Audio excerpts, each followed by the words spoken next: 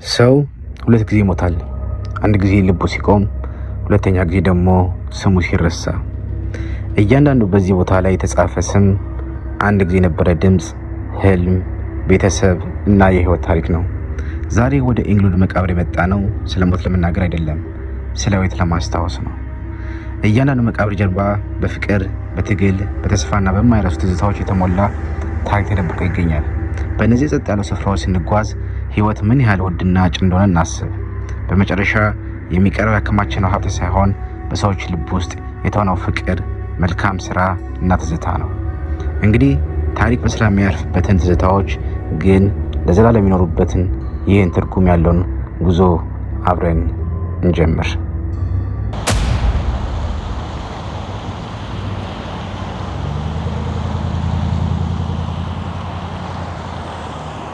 ሰላም ሰላም የተወዳችሁ የሚስተር ጃፒ ቤተሰቦች እንዴት አላችሁ? ሰላም አላችሁ ወይ? እኔ በጣም ደህና ነኝ። ዛሬ ጃችሁ መጣሁት ወደ ኢንግሉድ ፓርክ ሴሜትሪ የቀብር አፈጻጸም ስርዓት ላሳያችሁ ነው ማለት ነው። እና በዛ በኩል ሄጄ ወደ ውስጥ ገብተን እንጎበኛለን።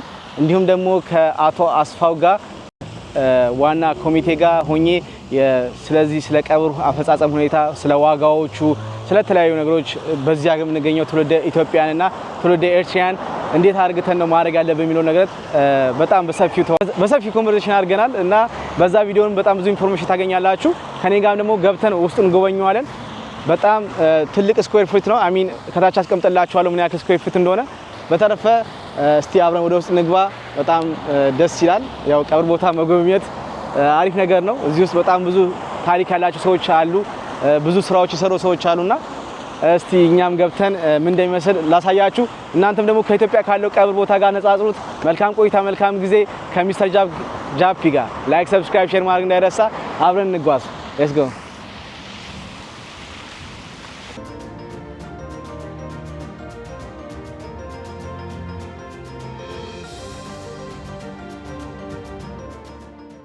እሺ ጤና ይስጥልኝ።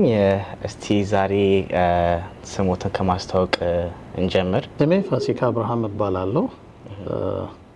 በሎስ አንጀለስ ከተማ ውስጥ ለረጅም ዓመት ከሞርዛን ከ30 ዓመት በላይ ነዋሪ ነኝ እዚህ ከተማ ውስጥና የደርቢ አበር ቦርድ ስራ አስኪያጅ፣ የቦርዱ ዋና ጸሐፊ ነኝ።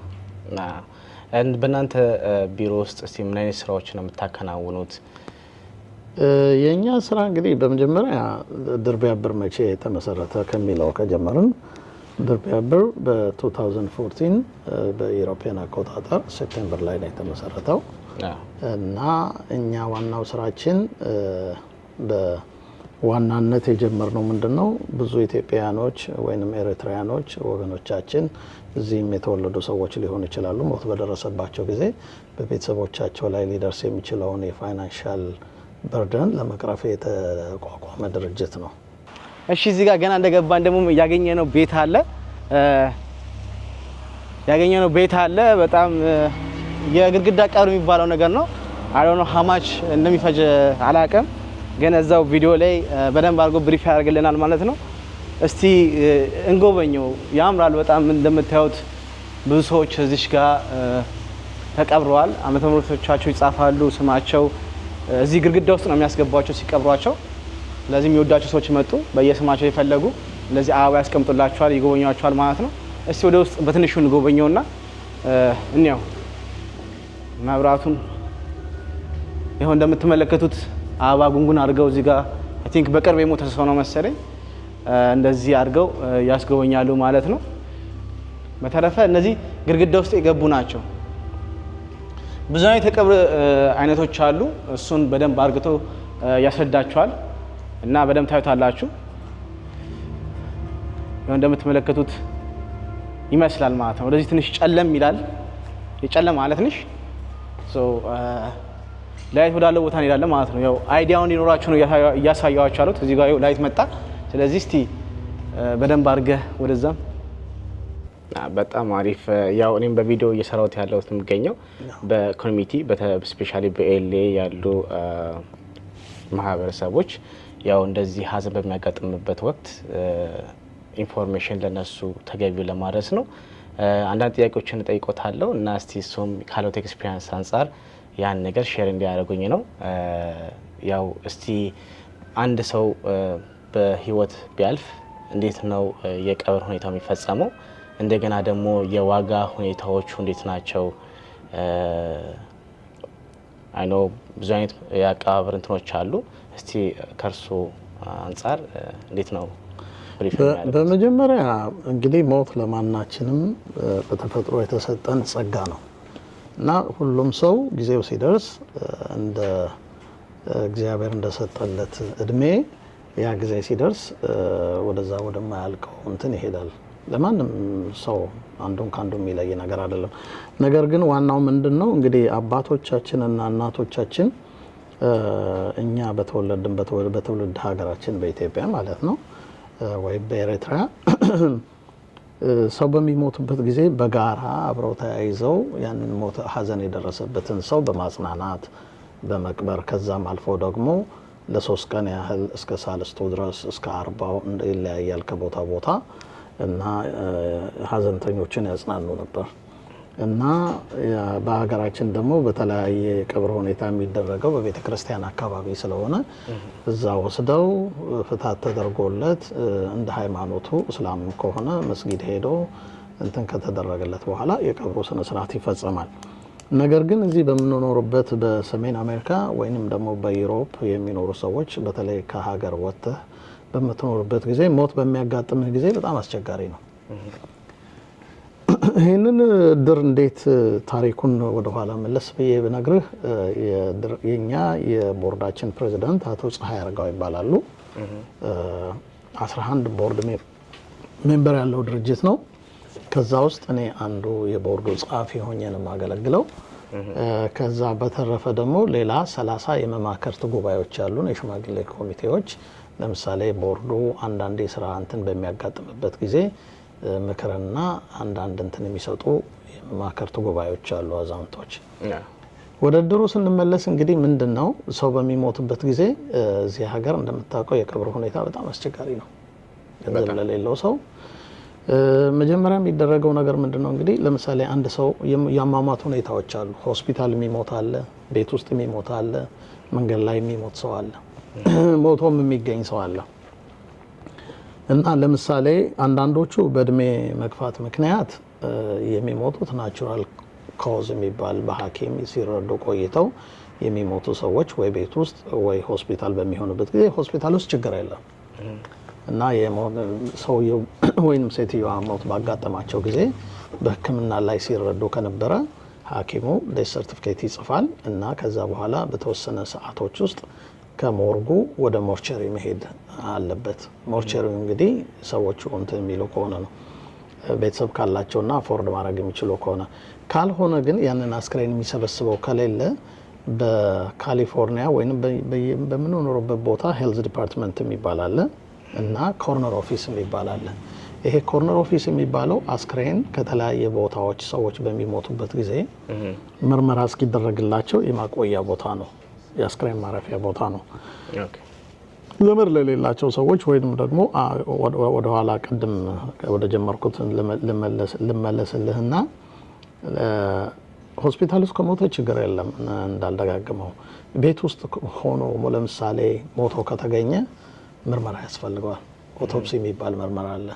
ያ ኦቶፕሲ ምርመራ ለማድረግ ኮርነር ኦፊስ መግባት አለበት እና የጤና ጥበቃው ወይንም ሄልዝ ዲፓርትመንቱ ኢንስፔክተሩ የሞተበትን ምክንያት ኦቶፕሲ ከተደረገ በኋላ መስተር ከሌ በዚህና በዚህ ምክንያት ከዚህ ምክንያት አርፏል ብሎ ዴዝ ሰርቲፊኬት ሲጽፍ ብቻ ነው ወደ ቀብር የምንሄደው። ግን ናቹራል ኮዝ በእድሜ ምክንያት ሀስበስ ሆነው ደግሞ አንዳንዶቹ ደግሞ እድሜ ጠግበው በተለያየ ምክንያት በካንሰር ክሮኒክ በሆነ በሽታ ምክንያት ቤታቸው በሐኪም ሲረዱ ቆይተው ሞት በሚያጋጥምበት ጊዜ ሪከርድድ የሆነ እንትን ስላላቸው ቀጥታ ወደ ሞርቸሪ ይሄዳል። ይሄ ሞርቸሪ ማለት የአስክሬን ማቆያ ቦታ ነው። የሚሰሩት ስራቸው ምንድነው? እነዚህ የአስክሬን የተለያዩ አይነት ድርጅቶች ናቸው። በግማሹ በነን ፕሮፊት ኦርጋናይዜሽን የተቋቋመ ነው፣ ግማሹ ደግሞ ፕሮፊት ማርጂን ያለው ድርጅት ነው። እና እንደ ቤተሰቡና እንደ ፍላጎቱ እዛ ሞርቸሪ ቦታ ይላካሉ። ሆስፒታሎች በተለይ ክሎስ ከሆኑ ለሆስፒታሉ ኮኔክሽን ያለው ሞርቸሪ ውስጥ ይላካል። በእኛ ማህበረሰብ ግን ችግሩ ምንድነው? አሁን ቅድም እንደነገርኩልህ ይሄ ድርጅት ዋናው ሲቋቋም ትልቁ ዓላማችን ምንድነው የነበረን ስሎጋን ማንኛውም ኢትዮጵያዊና ኢትዮጵያዊ ወገንነት ያለው ሰው በሞት ምክንያት በገንዘብ ምክንያት ማጣት ምክንያት ሞቶ ቢገኝ አስክሬኑ እንዳይወድቅ ይህንን ድርጅት ያቋቋመው ሰው አቶ ፀሐይ አርጋው ቃል የገባው ነው። እንደ አጋጣሚ ሆኖ ቀብር ሲፈጸም እንገጥሞናልና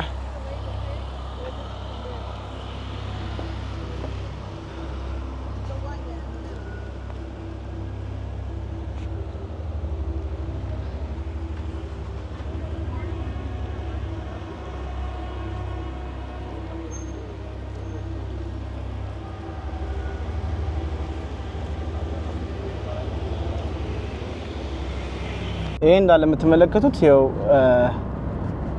የቀብር ቦታ ነው ማለት ነው። እውነቱን ለማናገር እያንዳንዱ ቦታ ለማስጎብኘት በጣም ከባድ ነው የሚሆነው። እዚህ ቦታ ግን ምን እንደሚመስል በትንሹ እንድታዩት ነው። በጣም ንጹህ ነው፣ ጽዳት አለው፣ ክሊን ነው። ኢንቫይሮመንቱ ነፋሻማ አየር ነው።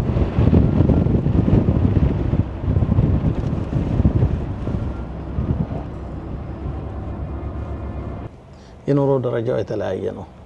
ሁላችንም አሜሪካን ሀገር ወይንም ደግሞ ሌላ ሀገር የምንኖር ሰዎች ቤቨርሊ ሂልስ የሚኖር ሰው አለ፣ ሳውዝጌት የሚኖር ሰው አለ፣ መካከለኛ ቦታ የሚኖር ሰው አለና እንደ ገቢውና እንደ አኗኗር ሁኔታ ነው።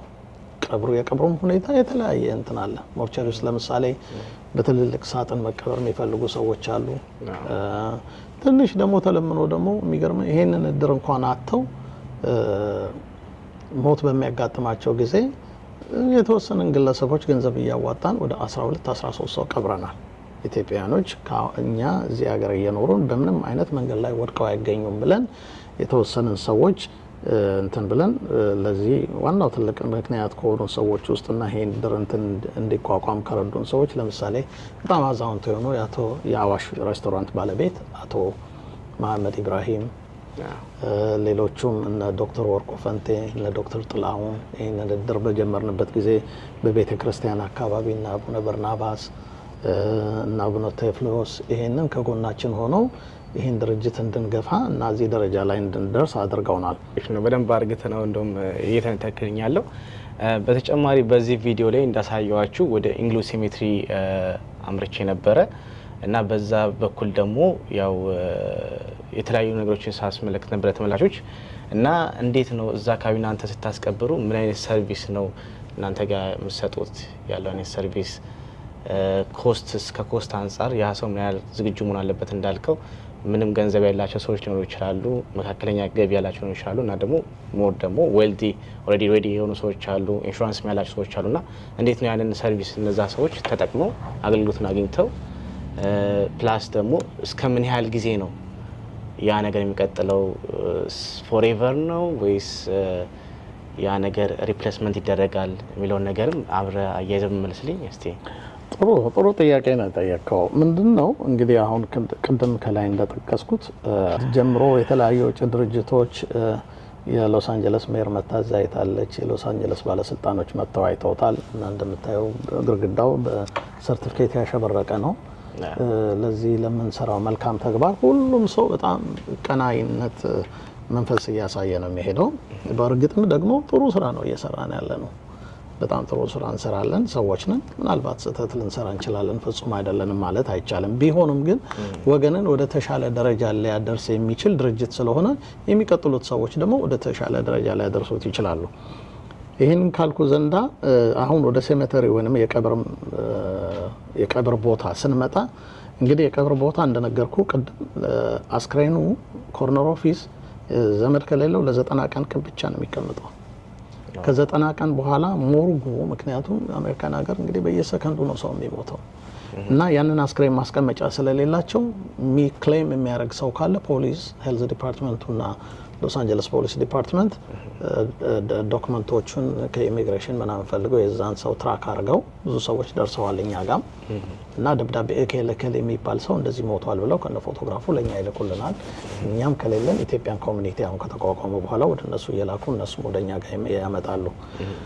ምንድነው ቤተሰቦቹን ካገኘን ቤተሰብ ያለው ሰው ከሆነ እንደም ብለን ያንን አስክሬን አስወጥተን ኃላፊነት ወስደን እናስቀብራቸዋለን። ኖት ነሰሰርሊ ቱ የኛ አድር ብቻ አባል መሆን የለበትም። ኢትዮጵያዊ ከሆነ በየቤተ ክርስቲያኑ ገንዘብ ለምነን ምን ብለን እንደውም ከዚህ በፊት ቀደም ብለን መቃብር ሁሉ ገዝተን ስቴት ኦፍ ማይንዳቸው ክሊር ያልሆኑ ወገኖቻችን በአጋጣሚ እዚህ መጥተው ኑሮ ያልተስተካከለላቸው ሆምለስ ሆነው አንስተን ቀብረናል።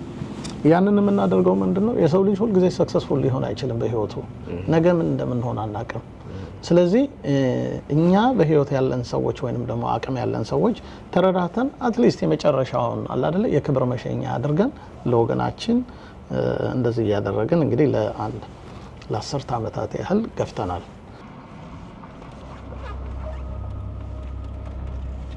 እንደምትመለከቱት በጣም ትልቅ ነው። እውነቱን ለመናገር በመኪና ነው እኛ የሚሄደን ያለ ነው እንጂ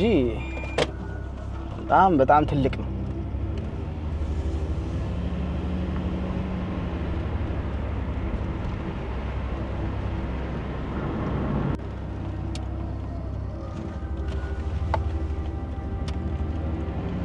እና አሁን የመቃብር ቦታው እንግዲህ ለምሳሌ ሆሊ ክሮስ የሚባል አለ።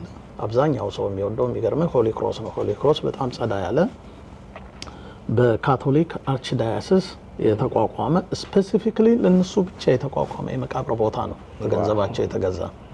ነገር ግን የኛ እንግዲህ የዌስተርን ወይንም ደግሞ የኦርቶዶክሱ የኢትዮጵያን ኦርቶዶክስ አሉት እንትኖች ጋር ስታወዳድራቸው ለምሳሌ ከኢጂፕሽያንስ ከአርሜኒያንስ ከሌሎቹ ጋር በጣም በቁጥርም አነስተኛም አዲስ ኢሚግራንትም ስለሆንን ብዙ ይሄን ያህል የተደራጀ የቀብር ቦታ የለንም። እነሱ የራሳቸው አላቸው። ብዙ ጥሩ እሴት ካለን ነገር ኢትዮጵያኖች በጋራ ሆነን የአንድ ሰው ችግር የመቅረብ ከእናትና ከአባቶቻችን የወሰድነው ባህል ነው እና በዚህ ምክንያት እነዚህ ሴሜተሪዎች እዛ ሄደን ፎረስት ሎን አለ፣ ሆሊ ክሮስ አለ፣ እንደዚህ ኢንግሉድ ሴሜተሪ አለ። እዛ ቦታ ላይ ይሄዱና የመቃብር ቦታ አይተው ይመርጣሉ። የኛ የሆኑት ችግር የለባቸውም። እንግዲህ ፕራይም ሎኬሽን ባይሆን በዚህ ሀገር እንደምታውቀው ለምሳሌ ፕራይም ሎኬሽን ወደ ፋውንቴን አካባቢ ወደ ምናምን ቀረብ ያሉ የመቃብር ቦታዎች ትንሽ ወደድ ይላሉ፣ ከበጀትም ውጭ ሊሆን ይችላል። ግን እኛ የምንሰጣቸው 20 ሺህ ብር ከበቂ በላይ ነው። ከበቂ በላይ በጣም እንትን ከሚል ነው። በአሁኑ ወቅት እየተወደደ አንዳንድ ነገር እየገፋ ምን ይሆናል መሰለ፣ ለምሳሌ ከቀብር ውጭ ምግብ ማዘጋጀት ይፈልጋሉ፣ ቤተክርስቲያን ውስጥ አበባ ምናምን ማድረግ ይፈልጋሉ፣ አንዳንድ ነገር ያደርጋሉ። እሱ እንግዲህ እንዳልኩ የኑሮ ሁኔታ እንትን ስለሆነ ወደዛ መግባቱ የኢንዲቪጁዋል በሀገራችን ነፍስ ይማር ነው ይባላል። ኤግዛክትሊ እሱን እናደርግ እንትን ነው የምንለው። እና ሴሜተሪዎቹ አሁን እንደነገርኩ ለምሳሌ አሁን ፎረስት ሎን ነው በጣም ኤክስፔንሲቭ የሚባለው ከ30,000 እስከ 100,000 ያለው ወደ ኢንግሉድ ሴሜተሪ ነው ማለት ነው። ፎረስት ሎኖች በየቦታው ነው ሎኬሽን ያላቸው። ለምሳሌ ወደ አለ ወደ ዌስት ጎቪና አለ፣ አልፎ ወደ ቶራንስ አለ፣ በየቦታው ነው ያለው። የፎረስት ሎን የመቃብር እንትን ነው እና ያንን ስም ይዘው በጣም እንትን ሲደር ሂል የሚባል አለ፣ ሮስ ሂል የሚባል አለ። በጣም ኤክስፔንሲቭ የሆኑ ከቅርብ እንደውም አንድ የኛ ማህበረሰብ እስካሁን ይገርምሃል ያጋጠመን አብዛኛው ያው ወደ አፈርና ወደ አፈር ትመለሳለህ በሚለው እንትን ቀብሩን ብቻ ማስፈጸም ነው። አንዳንዱ ደግሞ በህይወት ሰክሰስፉል የሆነው $250,000 የፈጀ ቀብር አድርገናል። አሁን ባለፈው ልጆቻቸው ሰክሰስፉል የሆኑ አውሮፕላን አምጥተው እናታቸው ነች የሞተችው። እናታቸውን ልክ እዚህ ሀገር እንደምታየው የሃሊውድ አክተር እንደሚደረግ ያደርጋሉ። ይሄ መቼም ደስ የሚያሰኝ ነገር ነው። ገንዘቡን አነሰሰርሊ መጥፋት ብቻ ሳይሆን ወገንህ እንትን በሚልበት ጊዜ ካለ ብታደርግ ምንም አይደለም እና ያን እንትን እሴት ይዘን የመጣ ነው። እኛ እንግዲህ አን አቨሬጅ የመቃብር ቦታው ከ15,000 እስከ 20,000 ይፈጃል። it's depend the more you go further ወደ ራቅ እያልክ ከሄድክ ለምሳሌ ከፋውንቴኑ ዋናው ከሚገባበት ጌት ወይንም ደግሞ አለ አይደል አበቦች ካሉበት ራቅ እያልክ ከሄድ ይቀንሳል። ሁለተኛው ደግሞ ሌላው ምንድነው ግድግዳ ውስጥ ነው። እንግዲህ አሁን የኛ ባህል ምንድነው ብዙ ጊዜ ቆራቢና ትልልቅ ሽማግሌዎች በሚኖሩበት ጊዜ መጽሐፉ የሚለው አፈርነህና ወደ አፈር ትመለሳለህ ነው። ስለዚህ ያችን ቃል በሚጠብቁት እንትኖች መሬት ውስጥ መግባት ይፈልጋሉ። ግብአተ መሬት የሚፈልጉት በቤተ ክርስቲያን ፍታት ተደርጎ ጳጳሶቹ ኖሮ ቄሶቹም ኖሮ ያንን እንትን ይደረጋል። አንዳንዱ ሰው ግን ምልህ በዚህ እንትን ያው ቀብር ነው እንግዲህ ያው በሃይማኖት ደረጃ ከሄድክ ስለ ስጋ አይደለም መጨነቅ ያለበት። ይሄ ስጋ ፈራሽና በስበስ ነው። ጌታ በሚመጣበት ጊዜ በነፍስ ነው እንጂ የሚፈረደው በስጋ አይደለም። እና እንደዛ የሚል እምነት ወደዛ ዲቴይል ውስጥ መግባት አልፈልግም። ግርግዳ ውስጥ ብዙ ሰው ይገባል። እዚህም ሀገር ግርግዳ ውስጥ የገባ ሰው ኃጢአተኛ ነው ወይ አይነሳም የሚለው ነገር እንግዲህ ሃይማኖት ጥያቄ ሊሆን ነው። እሱን ለሃይማኖት ሰዎች ተዋዋለሁ። የግርግዳው እንትን እንግዲህ ከ9000 ጀምሮ እስከ 13000 እስከ 12000 ሪዝነብል ፕራይስ እሱ ነው አሁን ያለው የግርግዳው 9000 እስከ 13000። ይሄንን ኃላፊነት የምንሰጠው እኛ ለቤተሰብ ነው። ቤተሰብ ይፈልጋል። አሁንም እንደነገርኩ ደግሞ ግርግዳው እዚህ ሀገር እንግዲህ ቢዝነስ አይደለም። ግርግዳው ከታች ሲሆን ቅርብ አበባ እንትን ለማድረግ ምናምን ሲሆን ወደ ታች ሲሆን በጣም ውድ ነው። ወደ ላይ የከፋ እየጨመርክ በሄድክ ደግሞ እየረከሰ ነው የሚሄደው። ቤተሰብ እንዳቅሙ ሁኔታ ወይ ደግሞ እንደሚፈልግ ለምሳሌ ብዙ ልጆች ያለው እናቴንና አባቴን እዚህ ጋር አድርጌ የመጣው መንካት ፈልጋለሁ ምናምን የሚል ሰው ዋጋውን አፎርድ ካደረገ ወደዛ ወደ ታች ይሆናል። ሆሊ ክሮስ ነው እንግዲህ አሁን ትልቁ ውድ ቦታ እንደነገርኩ አንሌስ ፈርዘር ሄደን ወደ ሲደር ሂል አንዳንድ ቦታዎች እስካለ ሄደን ድረስ። ስለዚህ የድሩ ገንዘብ አይ ቲንክ ይበቃል ባይ ነኝ። ሌላ ኤክስትራ ምን ጨምራቸው አንድ በጣም ደግሞ ያስገረመኝ ነገር በዚህ ሀገር ላይ አይ ቲንክ ዝቅተኛውን አላውቅም፣ ግን አሽም ደግሞ የሚባል ነገር አለ አሉ። ለክሴራይ ሰው ይቃጥልና ለቤተሰቦቻቸው ይመስለኛል በጠርሙስ ሲሆን አላውቅም፣ ግን አሽ ይሰጣልና ስለሱስ ነገር ምን እስቲ? ጥሩ ጥያቄ ነው። እዚህ ጋር ደግሞ እንደምትመለከቱት ያው ጋይስ ያው መሬት ላይ እነዚህ የምታዩቸው እንዳለ መቃብሮች ናቸው። መሬት ላይ ነው የሚቀበሩት እነዚህ መቃብሮች። ኢንተርቪው ላይ እንደምትመለከቱት ከ15000 እስከ 20000 ድረስ ነው መሬት ላይ መቀበር የሚያስፈልገው ማለት ነው። ያው እንደምታዩት በተለያየ ዲዛይን ሰው ደግሞ ዋጋቸው እየጨመረ ይመጣል። ያው እንዳቅማችሁ ነው ብዙ ነገር እንት የሚለው። እንደዚህ አይነት ድንጋዮችን ለማሰራት ከፈለጋችሁ ዋጋው እየጨመረ ይመጣል ማለት ነው። እነዚህ ኢንፎርሜሽኖች ያው ከቀብር አስፈጻሚዎች ጋር ሞር የምታገኙት ይሆናል። እነዚህ የምታያችሁ ትላልቅ የሆነ ግንቦች እዛ ጋር እንዳለ በዲዛይን የሚሰሩ ናቸው። በተረፈ ይሄው መሬት ላይ ደግሞ ለመቀበር ያፈለጋችሁ ለዚህ ለአንድ ሰው ለሚሆን ስኩዌር ፊት እንደዚህ አድርገው ከናመተ ምህረቱ የዚህ ሀገር ቀብር እንደዚህ ነው ማለት ነው። ጥቅስ ምናምን ብዙ አይበዛውም። በጣም ያምራል። ባይዘው ወይ ቀብር አይመስልም፣ ቀብር ቦታ አይመስልም። እንጆ ታረጋላችሁ። እንደ አያስፈራ። በጣም ግሪን ነው እንደምትመለከቱት በጣም ግሪን ነው። በጣም ያምራል። ዛፎቹ አለ፣ ሰላም አለው ምናምን መጥቶ እዚህ ቤተሰቦቹን ለመጠየቅ ከምትወዱት ሰው ጋር ጊዜ ለማሳለፍ የሚሆን ቦታ ነው። በጣም ጸዳ ያሉ ከነ ባዝሩሞች ቅድም የገባንባቸው አሉ ቤቶች እዚህ ጋር ሃውሶች አሉ። እዛ ጋርም ቢሆን የድንጋይ ቀብር ደግሞ የሚባለው አለ። ወደሱ ጋርም ትንሽ በስሱ አሳያችኋለሁ። ያው በቪዲዮ ላይ እንዳያችሁት ደግሞ አሽ ደግሞ የምትፈልጉ ሰዎች ካላችሁ እሱም ሬሳው ተቃጥሎ በጠርሙስ ይደረግና አሹ የሚሰጣችሁ አይነት ሰርቪስ አለ። እና የቀብሩን ሁኔታ ከጠየቀኝ እንግዲህ በጣም ሊገርምህ ይችላል። አሜሪካኖች በኑሮ ብቻ አይደለም ሞታቸውን በጣም ፈንሲና በጣም እንትን ያለ አለ። ከሚገርምህ ነገር እዚህ ስራ ውስጥ ከገባሁ ጀምሮ የተማርኩት ከሞርቸሪዎች ከሰሜተሪዎች ጋር ብዙ ጊዜ ስለመገናኝ ከቢሮ ምናምን ስለምንጻጻፍ ስፔስ ላይ የሚቀበሩ ሰዎች አሉ። በጣም ሊገርምህ ይችላል። ስፔስ ላይ የሚደረጉት ምንድነው? አስክሬናቸው ይቃጠላል። አሹን ይወስዱና በሻትል በመንኮራከሩ ሄዶ እዛ ስፔስ ላይ ይበተናል። ግማሹ ደግሞ እዛ የሚሄድበት ስፔስ ሻትል ላይ እዛ የሚያስቀምጡ አሉ። በጣም ሶ ኤክስፔንሲቭ። ሁለተኛው ሌላው ደግሞ የሚገርም ነገር በእኛ እንኳን አልተለመደም። ዩዥዋሊ የተለመደው በእነዚህ ሶሞኒያንስ ምናምን ወደ ባህር አካባቢ የሚጠጉ ሰዎች ኢንዲያኖች አስክሬኑን በሳጥን ያደርጉና ኦሽን ላይ ይወስዱና ቤተሰብ እንትን ብሎ ከአበባ ጋር አድርገው በትልቅ አንከር ብረት እንትን ነገር አድርገው ውቅያኖስ ውስጥ ይተውታል። ያ እንደ ቦተም ኦፍ ዘ ኦሽን ይሄድና ሳጥኑ በሚበሰበስበት ጊዜ ያው የባህር እንትኖች እንስሳዎች ይመገቡታል ማለት ነው። ሌላው ደግሞ አሁን በቅርብ እዚህ ሳና ሞኒካ ያየሁት ምንድነው ብዙ በሳይንስ የሚያምኑ ሰዎች የሰው ልጅ በሚሞትበት ጊዜ ኢንቫይሮንመንትን ፖሊት ያደርጋል። ስለዚህ እንደዚህ ከምናደርግ ለምንድነው ፈርቲላይዘር ማን ሆነው ተብሎ አስክሬን የሚቀበርበት ቦታ አለ። እዛ ቦታ ይሰጣል። እዛ ከቀበርክ በኋላ ላዩ ላይ አበባ ይተከልበታል። ጋርደን ግሬቭ የሚባል አበባ ብቻ ነው የሚተከልበት እና ያ አዘ ፈርቲላይዘር ለአበቦቹ እንትን ይላል። በጣም ፋንሲ ነው፣ ግን የእምነት ጉዳይ ነው እንደነገርኩ። የኛ ደግሞ ትራዲሽናሊ ወይንም ደግሞ አብዛኛው ሰው የለመደው እንደነገርኩ ግብአተ መሬት የሚሆነው አፈር ነህና ወደ አፈር ትመለሳለህ ነው የሚለው። ሌላው ግርግዳ ውስጥ የሚቀበር ነው። ሌሎቹ ደግሞ ሞዝሌም የሚባሉ አሉ። አስክሬኖቻቸውን በተለየ ፋንሲ በሆነ መስታወት እንትን ውስጥ አስቀምጦ ለ40 ዓመት ለ50 ዓመት ኬሚካል እየተወጋ የሚቀመጡ አለ። እንግዲህ እንደነገርኩ ነው የደረጃቸው ይለያያል።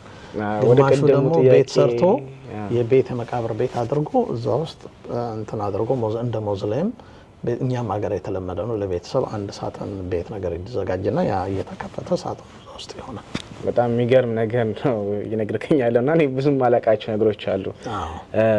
ሶ ግን ቅድም ጥያቄ ለመለስና መጨረሻ ላይ የጠየቅኩ ነበረ ይሄ ነገር አንዴ ከተከፈለ በኋላ እስከ ነቢ ላስት ነው የሚሆነው ፎሬቨር ኦር እንዴት ነው?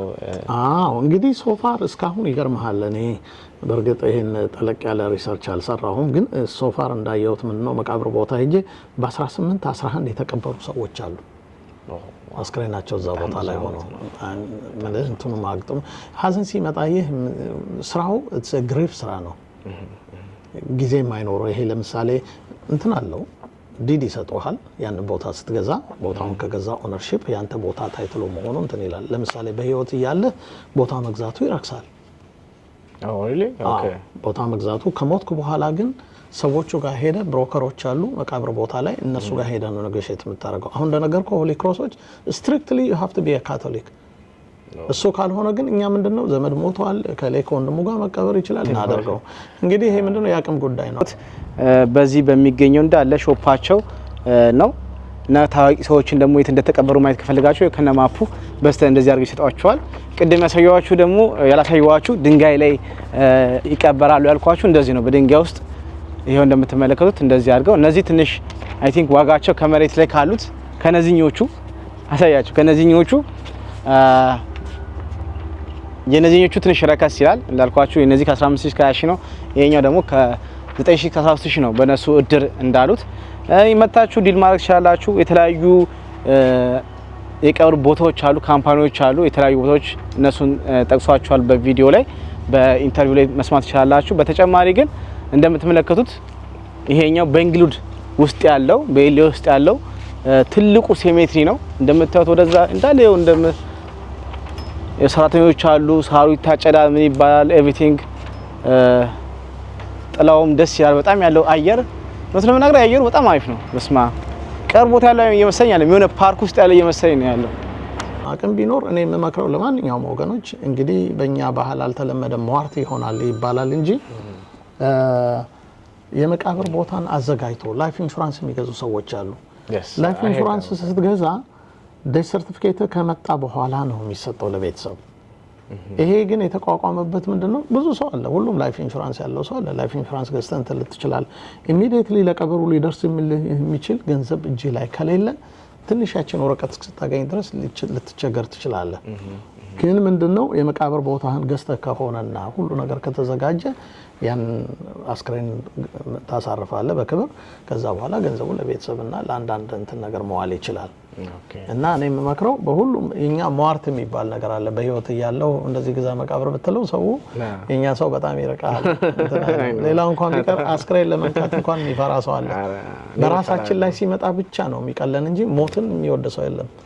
አንድ ባዶ ቤት ውስጥ አሁን አንተን ወስጄ አስክሬን ያለበት ቦታ እዚህ በሩን ልቆልፍብህ ብለህ በፍጹም እንትን አትልም።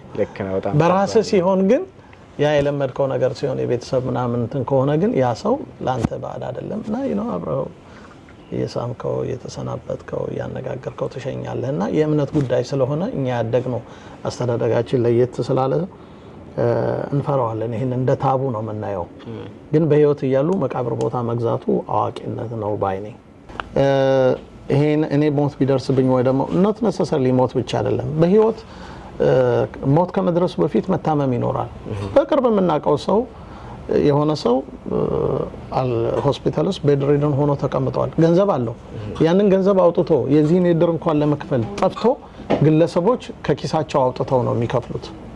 ስለዚህ ያ ነገር እንደዛ ነገር እንዳይመጣ ወይንም ደግሞ እንደዚህ አይነት ነገር ከሞቱ በኋላ በጣም ችግር አለው። ፍርድ ቤት ሄዶ ፍርድ ቤት ኮርት አፖይንትድ የሆነ ጀጅ ተመርጦ ይሄ ሰው ለቀብሩን ብቻ እንዲያስፈጽም፣ ሌላው ገንዘብ ቢኖረው ለመንግስት ነው የሚሄደው። ወገን እንኳን መርዳት አይችልም ማውጣት ስለማይችል ስለዚህ ይሄንን ነገር ባካችሁ ባላችሁበት አካባቢ የህግ ሰዎች ካሉ የህግ ሰዎችን ያማከራችሁ ባንካችሁ የሄዳችሁ እኔ ከሌለው ወንድሜ እህቴ እንደዚህ እንዲያደርግልን ብትሉ ሊቀለን ይችላል ትልቁ ችግራችን እኛ ሆነ ያጋጠመን ይሄ ነው ገንዘብ ያላቸውም ሰዎች ለመቅበር እንትን ይላል ገንዘብ ያለውን ሰው ደግሞ ቤተክርስቲያን ውስጥ ሳጥን አርጋ አትለምንም ይሄ ድርጅት የተቋቋመው ልመና ለማስቀረት ነው እኛ ኢትዮጵያኖች ከሀገራችን ስንመጣ ሁሉም እንደሚያውቀው በመጥፎ ድሮ በነበረን ፊት በረሃብ የሚታወቅ ኢትዮጵያ በችግር ነው ግን እዚህ መተን ሀገራችንን እንደገና ደግሞ ስንሞት በየሬስቶራንት ፎቶግራፋችን ተለጥፎ መለመኛ ከምንሆን ከውርደት ለመውጣት የተቋቋመ ድርጅት ነው እና ይሄንን ለማድረግ ሁላችንም ባለንበት ቦታ ኖት ነሰሰርሊ እድር ብቻ አይደለም ሆናል የጓደኞች ማህበር ማቋቋም አንዳንድ ነገር ማድረግ እና በህይወት ይያልን መጠያየቅና አለብን ሰው ለምሳሌ አሁን የሚገርም ነገር 3-4 ሰው አጋጥመውናል ዘመድ የሌለው ሰው ሳይሆኑ ዘመድ ያላቸው ቤት ውስጥ ተዘግቶባቸው አስክሬናቸው በላስቲክ እንደዚህ ተከቶ ከመበስበሱ የተነሳ ያ በዚህ ተዘግቶ የተቀበሩ ሰዎች አሉ አይኖር በህይወት ይያልን we have to have some kind of እንትን ሪሶርስ ትራክ እናደርግበት ቤተሰብ እናስተዋወቅበት ጓደኛዬ ከሆንክ አንተ እንዲ የሚባል ዘመድ አለኝ ከዛ አንድ ነገር ይሆንኩ እንደሆነ እንደዚህ ምን አለ ጓደኛዬ ከሆንክ ደግሞ እኔ ፍቃደኛ ነኝ ባከን እንዲ ላደርገ አንድ ነገር ይሆንኩ እንደሆነ የሚጎዳ ነገር አይደለምና ይሄንን ነው ነው ለወገን መመከረው በጣም አሪፍ ነው ያው በስተመጨረሻ ልጠይቅ ነበር ነው ጥያቄ መለስክልኝ አስክሬን ወደ ኢትዮጵያ መላክ ለሚፈልጉ ሰዎችስ ያለውን እና አሬንጅ ይደረጋል ኤርትራን ልካለን ኢትዮጵያን ልካለን ሰውየው ከፈለገ እዚህ ሀገር እንትን ካለ ቤተሰቡን ፎርማልን እያንዳንዱ የድራባል ሲመጣ ቤኔፊሻሪ ማን ነው የት ነው ድንገት ሞት ቢደርስብህ ምንድነው የምትፈልገው ለከሌ ይሰጥልኝ ካለ ያ ሰው ኢትዮጵያ ነዋሪ ከሆነ አድርገናል ከዚህ በፊትም አሁን በቅርብ እንደውም አሁን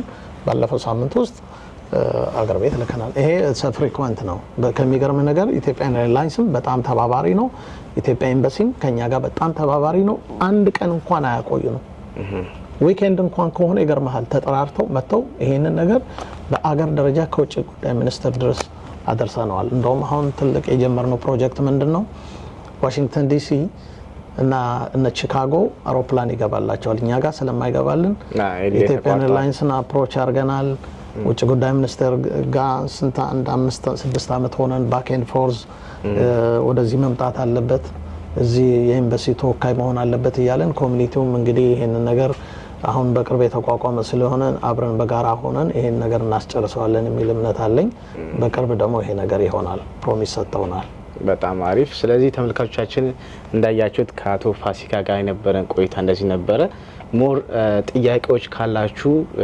ቢሮአቸው እዚህ ጋር ራሽን አስቀምጥላችኋለሁ ስልክ ቁጥራቸውን መታችሁ በአካል ደግሞ ከሳቸው ጋር መወያየት ትችላላችሁ ከሳቸው ጋር የነበረን ቆይታ ጨርሻለሁ በጣም አመሰግናለሁ እሺ እነዚህ ውሃ የሚጠጡ ናቸው ደግሞ እኔ አሁን እንግዲህ እዚች ለመገባት ቤት ለማግኘት ወይናቲ